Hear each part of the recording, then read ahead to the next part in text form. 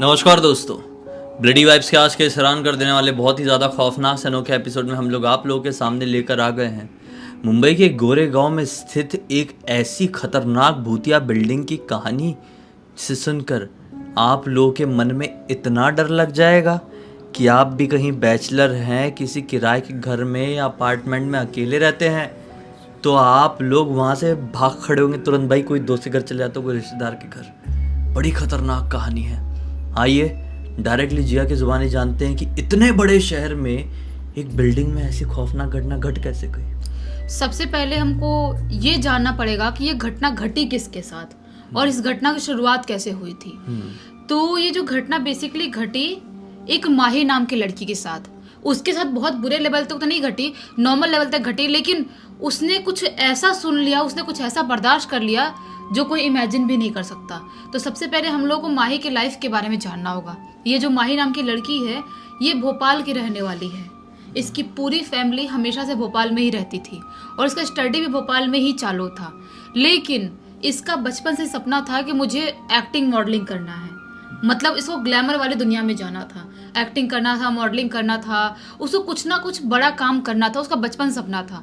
तो अपने घर वालों को आए दिन बोला करती थी कि मम्मी पापा मुझे मुंबई भेज दो या मुंबई लेके चलो, हम वहाँ पे रहेंगे, ऑडिशंस देंगे तो सिलेक्ट हो जाऊंगी तो काम मिल जाएगा। लेकिन उसके घर वाले हमेशा उसको मना करते थे। मिडिल क्लास लोगों की फैमिली की सोच, बेचारे जितना होता है उतने में जीने की कोशिश करते हैं। जैसे इसकी भी मिडिल क्लास फैमिली से बिलोंग करती थी तो घर वाले बोलते थे कि इतना पैसा नहीं है कि हम मुंबई में सर्वाइव कर पाएंगे और तुझे अकेले इतने बचपन में भेज नहीं सकते, ये वाला प्रॉब्लम भी चल रहा था। तो माही अब बेचारी करे तो करे क्या, बहुत टेंशन में रहती थी।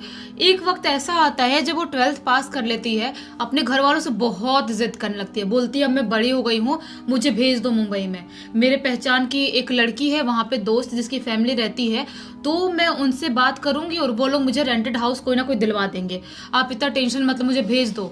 लेकिन घर वाले कहाँ मानने वाले थे, बोलते हैं कि जब तक तुम ग्रेजुएशन नहीं कर लोगे तब तक तुमको यहाँ से नहीं भेजेंगे। अब बेचारी करे तो करे क्या, उसको मजबूरी में बीकॉम करना पड़ता है।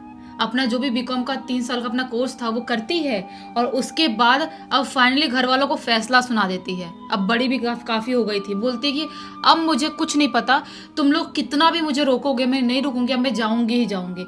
पैसे दे रहे हो तो भी ठीक है, नहीं दोगे तो मैं जॉब भी कर लूंगी साइड बाय साइड और ऑडिशन भी दे दूंगी। तो घर वाले सोचते हैं कि बेचारी बचपन से बोल रही, इसका बहुत मन है, भेज देते हैं। हो सकता है कि इसकी किस्मत शायद यही चाह रही हो कि ये वहाँ पे जाए और वो कुछ काम करे, बड़ा काम करे। घर वाले भी मतलब इसको भेजने के लिए तैयार हो जाते हैं। जो इसकी दोस्त थी जो कि मुंबई में रहा करती थी, वो कुछ सालों के लिए भोपाल में पढ़ाई करने के लिए उसकी दोस्त आई थी वहाँ पे। उससे इसकी दोस्ती थी ही। जब वो मुंबई वापस लौट गई थी तो उससे फ़ोन में बात करती है, अपने घर वालों से बात करवाती है, बोलती है कि तुम मुझे घर दिलवा दोगी ना, लो मेरे घर वालों से बात करो। तो उसकी दोस्त बोलती है हाँ हाँ ठीक है, मैं तुझे दिलवा दूंगी, टेंशन मत ले, तू आ जा बस। तो ऐसा ही होता है, इसके घर वाले जब उसके दोस्त के घर वालों से बात करते थोड़ा सुकून मिलता है, तो पैसे वैसे देख के और बैग वैग तैयार करके इसको मुंबई भेज देते हैं। ये मुंबई आती है फाइनली, बहुत ही ज़्यादा खुश थी, बहुत ज़्यादा। जो उसकी दोस्त थी वो भी स्टेशन पे आई हुई थी उसको लेने के लिए। उसके दोस्त के घर वो जाती है, माही अपने दोस्त के घर जाती है, 1-2 दिन उसके घर के दोस्त के घर पे ही रहती है और वहाँ पे उसके साथ बहुत टाइम स्पेंड करती है। उसकी दोस्त उसको नज़दीक वाली जगहों पे घुमाती फिराती भी है। उसके बाद माही फाइनली बोलती है कि अब तू देख, घर वर कोई दिलवा, कितने दिन तेरे घर पे रहूंगी, अच्छा नहीं लगता है कि तेरे घर वाले क्या सोचते होंगे कि आ गई है बैठी हुई है। तो उसके दोस्त बोलती है नहीं नहीं ऐसा कुछ नहीं है। माही बोलती है नहीं नहीं देख, तो ढूंढ ले कहीं पे, मिल जाए तो दिलवा दे। तो जो माही की दोस्त थी ना, वो जो फ्लैट्स चेक कर रही थी ना, तो बहुत ही ज़्यादा दिखा रहा था। मतलब कि मुंबई के फ्लैट्स बहुत ज़्यादा महंगे होते हैं, अगर आप मुंबई साइड में रहने जाओगे तो बहुत ही ज़्यादा बजट हो जाता है। तो बहुत क्या करे समझ में नहीं आता है। तभी जो माही की दोस्त थी अपने एक दूसरे दोस्त से बात करती है, बोलती है तुझे है क्या पहचान में कोई अंधेरी गोरेगांव या मलाड साइड में कोई रेंटेड हाउस मिल जाए, जहाँ पे फ्लैट मिल जाए, जहाँ पे मेरी दोस्त रहना चाहती है। तो उसकी दोस्त बताती है माही की दोस्त कि हाँ मेरे पहचान की 2 लड़कियां तो रहती हैं, 2 बहनें हैं जो कि जॉब करती हैं, उनके यहाँ चाहे तो ये रह सकती है। तो पूछती है माही की दोस्त रेंट कितना लगेगा, तो बोलती है मैं पूछ के बताती हूँ। वो पूछ के बताती है तो इसको रेंट ना 7,000 देना था। 7,000 भी बहुत ज़्यादा था, लेकिन ये गोरेगांव वाला एरिया था, गोरेगांव वाला एरिया था। और ये एरिया देखने के लिए माही जाती भी है।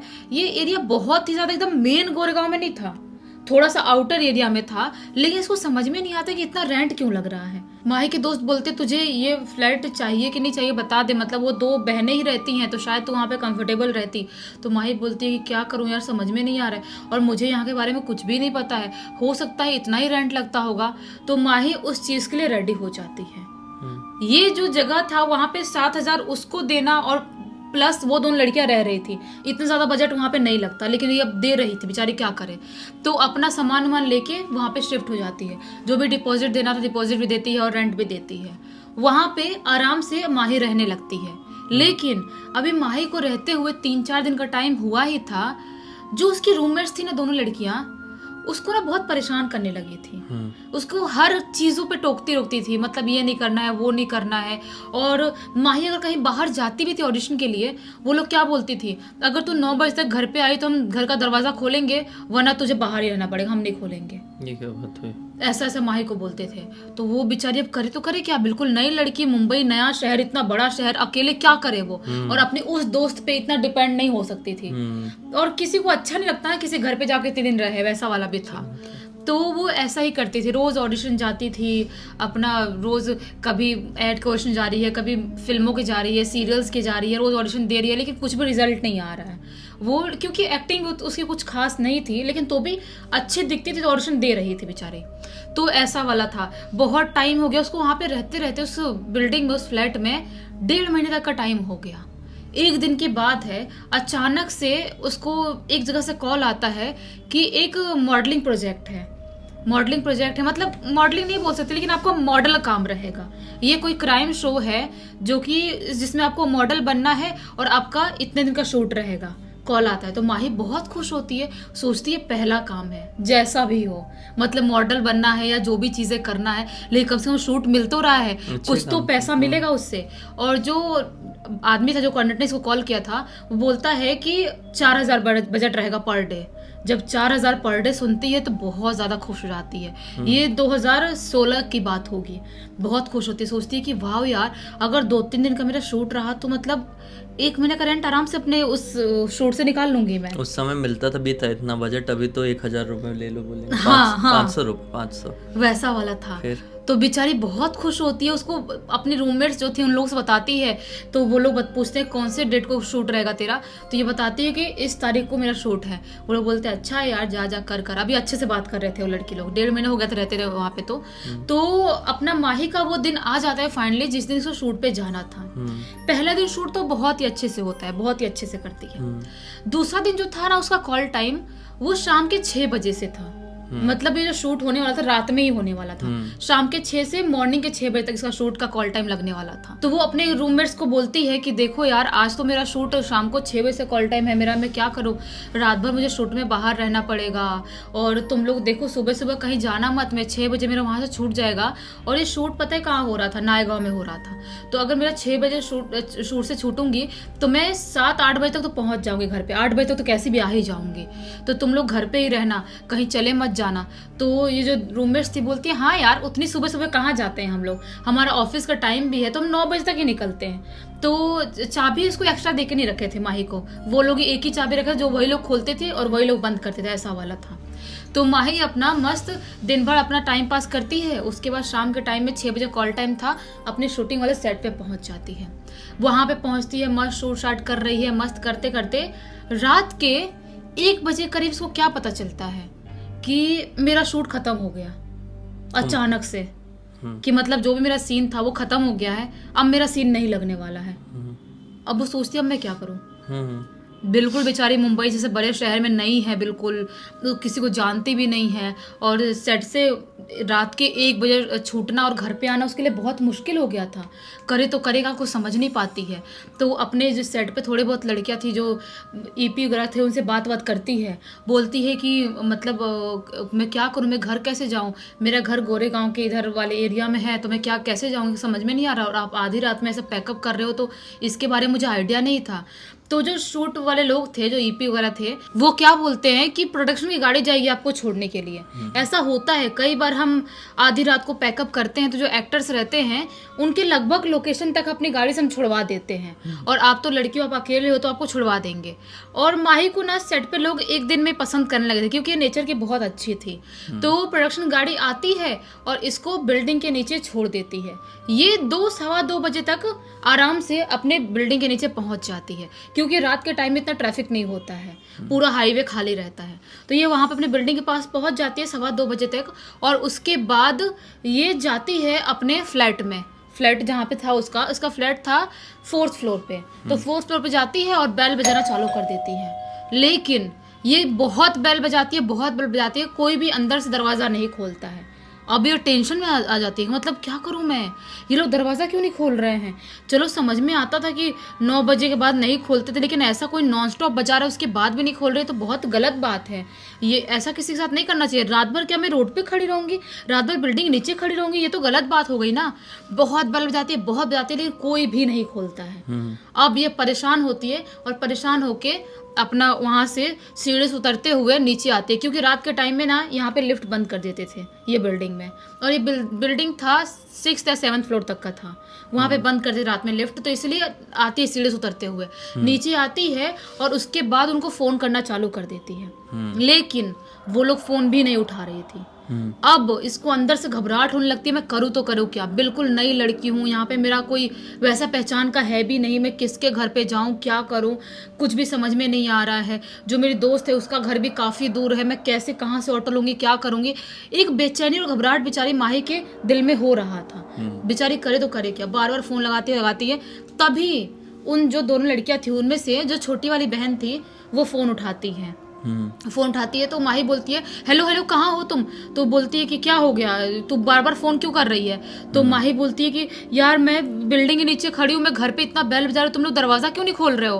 तो वो लड़की बोलती है क्या बात कर रही है, बेल बजाएगी, अगर हम घर पे नहीं रहेंगे तो दरवाज़ा कैसे खोलेंगे। तो माही बोलती है घर पे नहीं हो तुम लोग। तो बोलते हैं नहीं हम घर पे नहीं हैं। माही बोलती है क्यों कहाँ गए तुम लोग। वो लोग बोलते हैं कि हम लोग यहाँ पे एक्चुअली अंधेरे में हमारे एक फ्रेंड है उसका बर्थडे था, वहाँ पे पार्टी थी इसलिए हम लोग आ गए थे और रात भर हम लोग यहीं पे रुकने वाले हैं, सुबह के टाइम में आएंगे आराम से अपना। तो माही बोलती नहीं यार प्लीज़ आ जाओ घर पे, मैं बिल्डिंग के नीचे खड़ी हूँ, मैं क्या करूँगी अकेले। तो लड़कियाँ लोग बोलती है देख यार तू जो करना है वो कर, हमको नहीं पता, तुझे पहले बताना चाहिए था। अब हम इतने दूर से अंधेरे से अपना पार्टी छोड़ के तेरे पास हम चाबी लेके आए, अब यही काम करने के लिए थोड़ी मुंबई में आए हैं। ऐसा लड़कियां रूडली बात करती हैं इससे। उसको बोल देते कि तू भी आ जा हमारे पास, नहीं बुलाती है ना। और बेचारी इसको पता भी नहीं था कुछ, और ऐसे रैंडम किसी की पार्टी में थोड़ी पहुंच सकती है। थोड़ा सा उसको अजीब भी लग रहा था बेचारी को। तो ये चुपचाप खड़ी रहती है, सैड रहती है, थोड़ा रोने जैसा इसका मन हो जाता है, समझ नहीं पाती मैं क्या करूँ क्या नहीं करूँ। वहाँ पे जो बिल्डिंग के बाहर वाले एरिया था ना, वहाँ पे चुपचाप बैठ के रोने लगती है बेचारी कि मैं क्या करूँ, रात भर मुझे यहाँ बिल्डिंग नीचे बैठना पड़ेगा, अजीब सा डर लग रहा है, पता नहीं क्यों एक नेगेटिविटी सी लग रही है अजीब सी। तभी उसे सामने की तरफ से एक वॉचमैन अंकल आते हुए दिखाई देते हैं, जो कि समझ में आ रहा था कि इसी बिल्डिंग के वॉचमैन होंगे। और ये जो बिल्डिंग थी ना सिर्फ 2 ही बिल्डिंग थी, जो बिल्डिंग थी एकदम आउटर एरिया में थी और 2 ही बिल्डिंग पुरानी बिल्डिंग थी। मतलब सोसाइटी में 2 बिल्डिंग, सोसाइटी में 2 ही बिल्डिंग थी। तो एक बिल्डिंग के इधर एक दूसरा वॉचमैन रहता होगा, इस बिल्डिंग का यही वॉचमैन होगा, इसको देख के ऐसा लगता है। तो वो वॉचमैन अंकल इसके पास आते हैं और बोलते हैं क्या हुआ बेटा, आप उदास क्यों लग रहे हो। वॉचमैन अंकल की एज बहुत ज़्यादा थी, एज होगी यही 60-62 साल करीब एज होगी, ज़्यादा एज थी। तो ये बोलती है कि वॉचमैन अंकल एक्चुअली वो मेरी फ्रेंड लोगों का चले गए हैं इसलिए मैं यहाँ पे बैठी हूँ, सारी बात बताती है। वो बोलते हैं कि बेटा तुम यहाँ पर मत बैठो, तुम्हारे लिए यहाँ पर बैठना सेफ नहीं है। तो ये बोलती है क्यों। तो अंकल बोलते हैं कि नहीं बेटा यहाँ पर तो मैं खुद नहीं बैठना चाहता हूँ ज़िंदगी में कभी, मजबूरी है इसलिए मैं यहाँ पे बैठ रहा हूँ बिल्डिंग नीचे, यहाँ पे कोई ना आए ना बैठे तो ही बेटर है। ये बोलती है अंकल आप क्या बात कर रहे हो, अब मजबूरी है मैं यहाँ पे बैठूंगी, यहाँ पे नहीं बैठूंगी तो कहाँ जाऊँगी फिर मैं। अंकल बोलते वॉचमैन अंकल कि देखो बेटा तुमको जहाँ जाना है वहाँ चले जाओ, बस यहाँ मत बैठो। ये बोलती है अंकल मैं समझ नहीं पा रही हूँ, आप गलत बात कर रहे हो, कहाँ जाऊँ मैं। थोड़ा चिल्लाते बोलते कहाँ जाऊँ मैं, एक तो मेरे फ्रेंड्स नहीं है, मेरे फ्लैट में नहीं जा पा रही हूँ, यहाँ पे मच्छर में खड़ी हूँ बैठी हूँ, आप बोल रहे हो यहाँ पर मत बैठो, तो क्या करूँ फिर ज़िंदगी में। बेचारी बहुत उदास थी एक तो फिर वॉचमैन अंकल बोलते रुको तुम रुक जाओ। वॉचमैन अंकल ना थोड़ा सा बाहर साइड में थोड़ा सा लकड़ी उकड़ी पत्ता वत्ता रखा हुआ था, उसको लाते हैं और वहाँ पे जहाँ पे उनकी कुर्सी थी वहीं पे आग जलाते हैं। बोलते हैं कि बेटा देखो तुम्हारे भलाई के लिए बोल रहा हूँ, ये जो जगह है ना, ये जो बिल्डिंग है ना, बिल्कुल सेफ नहीं है किसी के लिए भी कि रात के टाइम यहाँ पे कोई निकले कोई रहे। ये बोलती है अंकल आप सेफ नहीं बोल रहे हो, गुंडे उंडे आते हैं क्या यहाँ पे जो सेफ नहीं है बोल रहे हो। अंकल बोलते हैं कि गुंडों से तो बचना एक तरीके से आसान है, पुलिस को कॉल कर या कुछ भी, लेकिन यहाँ पे कुछ ऐसा होता है जिससे कोई शायद ही बच सकता है। ये बोलती है मुझे बिल्कुल समझ में नहीं आ रहा अंकल, आप अच्छे समझाओ। तो वॉचमैन अंकल बोलते हैं कि यहाँ पर एक लड़की की आत्मा घूमती है, रात के टाइम में उस लड़की की आत्मा घूमती है और वो तुमसे बात करने की कोशिश करेगी। अगर तुम उससे बात करोगी तो वो तुम्हारे साथ कुछ भी कर सकती है, तुम्हारा दिमाग पागल हो सकता है, तुम खुद बिल्डिंग के ऊपर चढ़ के कहीं से कूद भी सकती हो, तुम्हारे साथ कुछ भी हो सकता है। अच्छा। तो ये बोलती है मतलब मुझे समझ में नहीं आ रहा, बैठ के बात करने लगती है। अंकल बताते हैं कि देखो बेटा इसके बारे में मुझे भी नहीं पता था, यहाँ पे मैं 5-6 महीने से काम कर रहा हूँ उस बिल्डिंग में, लेकिन मेरी जो ड्यूटी थी ना डे की ड्यूटी थी, नाइट की नहीं थी। एक दिन अचानक से, आज से यही 8-10 दिन पहले, जो हमारा मेन है वॉचमैन ने जिसने रखा है, वो सर ने बोला कि आपको रात की नाइट ड्यूटी करनी पड़ेगी। मैंने बोला कि नहीं सर, रात में जागने की आदत नहीं, मैं रात में नहीं करूँगा। बोलते हैं कि देखो नाइट वाला जो वॉचमैन है वो चला गया है तो तुमको नाइट की करनी ही पड़ेगी। तो मैं भी बोलता हूँ ठीक है कर लूँगा, अब क्या करूँ, मजबूरी थी, जॉब छोड़ तो सकता नहीं था। तो वो जो सर थे वो क्या बताते हैं मुझे कि देखो रात में तो तुम काम कर रहे हो, लेकिन रात के टाइम में तुम कहीं पर बैठे हो, खड़े हो, कुछ भी कर रहे हो, तुम्हें एक रेड फ्रॉक वाली लड़की आए और कुछ बात करने की कोशिश करे, तुम उससे बात मत करना। ये बोलते हैं क्यों सर बात नहीं करना है, कुछ गलत है क्या लड़की? वो सर जो थे वॉचमैन अंकल को बताते हैं, जो गार्ड को रखते थे वो वाले सर, कि यहाँ पे आज से मतलब 3-4 साल पहले की बात है, एक मतलब कपल रहा करते थे। एक लड़की यंग सी ही थी, वो क्या काम करती थी उसके बारे में तो नहीं पता, लेकिन आदमी जो था ऑफिस में जॉब किया करता था। दोनों की आए दिन बहुत लड़ाई होती थी, बहुत ज्यादा लड़ाई होती थी। शायद वो कपल थे, शादीशुदा नहीं थे, ऐसी कपल थे वो। तो रोज लड़ाई होती थी और अचानक से एक दिन लड़ाई पूरी तरह सोसाइटी में बंद हो जाती है, उनकी आवाज नहीं आती है। लेकिन एक दिन अचानक से जो लड़का था वो अपने फ्लोर से, बालकनी से नीचे जंप मार देता है, जंप मारता है और ऑन द स्पॉट वहीं पे खत्म हो जाता है। उसके बाद सोसाइटी वाले लोग सब लोग पता लगाने की कोशिश करते हैं कैसे कूदा क्या है। जब उसके दरवाजे को तोड़ा जाता है, दरवाज़ा मतलब बंद था, तोड़ा जाता, अंदर जाते हैं, तब पता चलता है कि एक लड़की हॉल वाले एरिया में ऐसे ही मृत पड़ी हुई है और उसकी बॉडी से स्मेल आ रही है। उसकी वो पहले मर गई थी। हाँ, बॉडी से स्मेल आ रही है। तो सब लोग समझ गए कि हो ना हो झगड़ा हुआ होगा और इस आदमी ने इस लड़की को टपकाया और उसके बाद खुद ही कूद गया। और ये थोड़ा टाइम डिफरेंस में हुआ होगा। हाँ, कुछ टाइम डिफरेंस मतलब 2-3 दिन के अंतर में हुआ होगा, क्योंकि बॉडी 2-3 दिन लायक तो लग रही थी, अच्छी खासी सड़ गई थी और स्मेल भी आ रही थी।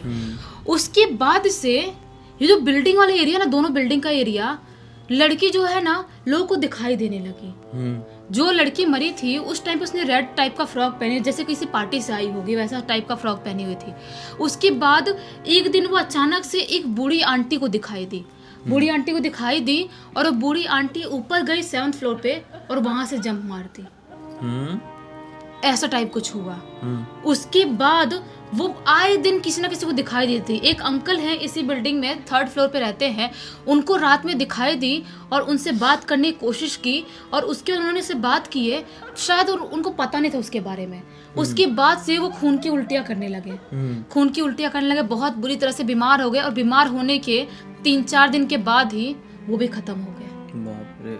ऐसा कर करके इस बिल्डिंग, दोनों बिल्डिंग के मिला के बहुत सारे लोगों की मृत्यु हो गई। और वो लड़की किसी के पास भी आती है और बोलती है अरमान को देखा है क्या, सिर्फ इतना ही बोलती है।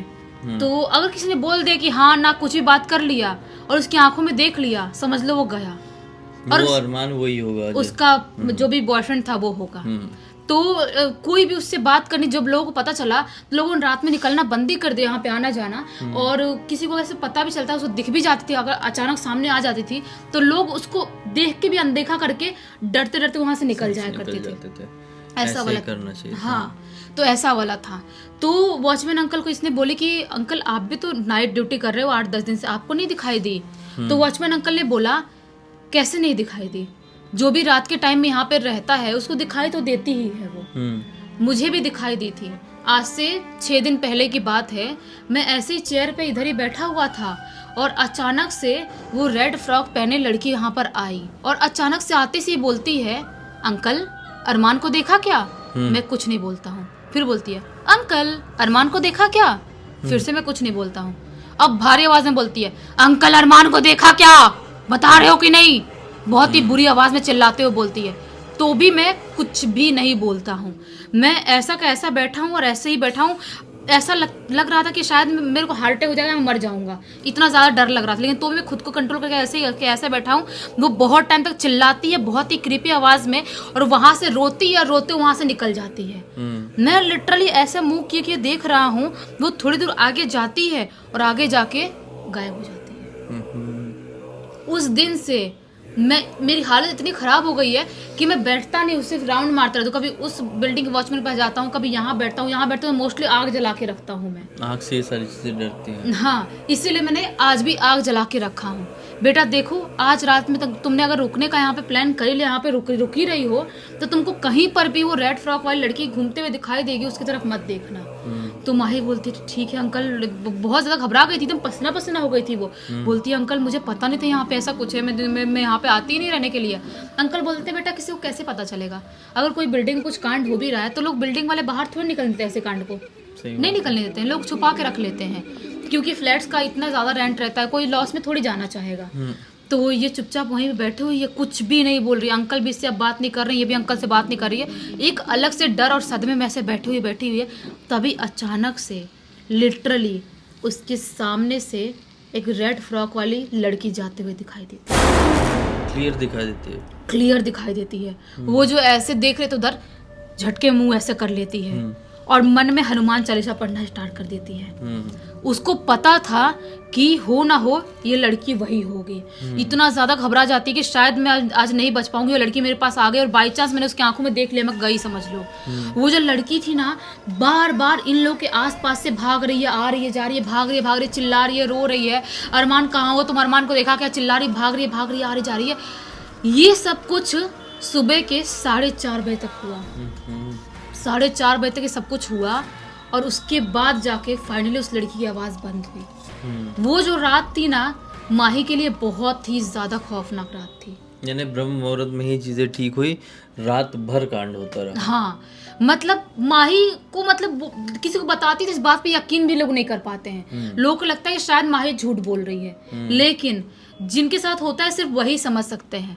माही वहां पे रही और कुछ दिनों तक ही, सिर्फ 15-20 दिन तक ही रही उस बिल्डिंग में। और वो कहीं पर भी, एक बार इवनिंग का टाइम हो जाए, शाम हो जाए, उसके बाद बिल्डिंग से बाहर तक नहीं निकलती थी वो। रात, आधी रात तो बहुत दूर की बात है। उसके बाद उसने अपने दूसरे जो नए दोस्त उसमें शूट पे गई थी, उनसे बात करके दूसरी जगह पीजी पे एक घर देखती है मलाड वाले एरिया में, और वहां पे पीजी में रहना स्टार्ट कर देती है। तब से उसकी जिंदगी में सब कुछ नॉर्मल होता है और अच्छा होता है। और आज माही बिल्कुल अच्छी तरह से बिल्कुल ठीक है। अभी वो प्रिंट मॉडल बन गई है, बोल सकते हैं। प्रिंट शूट्स करती है, सूरत के जो प्रिंट शूट होते हैं वो करती है, मुंबई में बहुत सारे प्रिंट शूट करती है और अच्छे लेवल की मॉडल है वो। और उसने पूरी की पूरी कहानी मुझे बताई थी जब हम लोग एक शूट कर रहे थे, मॉडलिंग का प्रोजेक्ट ही था उस टाइम पे। अच्छा, मतलब फेस टू फेस तुमको? हाँ, ये उसने घटना मुझे बताई थी 2018 करीब। तुम्हारी भी तो ऐसी घटना है, उसके बारे में पॉडकास्ट में बात करेंगे। हाँ, खैर, अच्छा हुआ तुमने आज ये घटना की कहानी लोगों के सामने लेकर आई। उम्मीद करता हूँ कि इससे बहुत अच्छी सीख और जानकारी लोगों को मिली होगी। इसी बात पे अब तक इस वीडियो को देख लिया तो लाइक ज़रूर कर देना, चैनल को सब्सक्राइब करके बेल आइकन दबा के ऑल के ऑप्शन में क्लिक करना, क्योंकि इसी तरह के हैरान कर देने वाले खौफनाक वीडियोस डेली आप लोगों के सामने लेके आते रहते हैं। इंस्टाग्राम की लिंक इस वीडियो के डिस्क्रिप्शन बॉक्स में जाइए, क्लिक करके डायरेक्टली वहाँ पर भी पहुँच जाना। हो सकता है आपके पास भी कोई कहानी हो तो लिख भेजना, अगला वीडियो हमारा आपके हिसाब से बन जाए। चलिए कल फिर से मिलते हैं, तब तक के लिए बहुत बहुत धन्यवाद। आपका दिन शुभ हो।